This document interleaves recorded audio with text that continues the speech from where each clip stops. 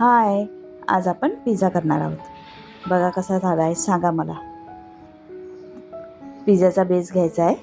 त्याला आहे ना मी शेजवान चटणी लावली, थोडा सॉस लावला आहे आणि शेजवान चटणी. याने खूप चांगली टेस्ट येते, करून बघा. आणि वरून कांदा टाकला आहे,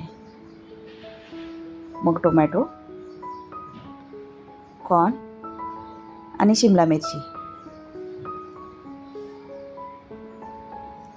हे आपल्याला छान लावून घ्यायचं आहे त्याला.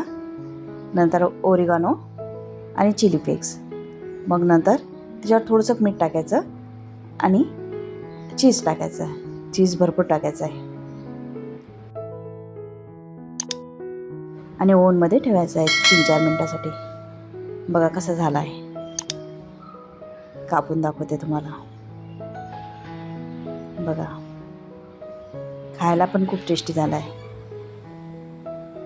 या खायला.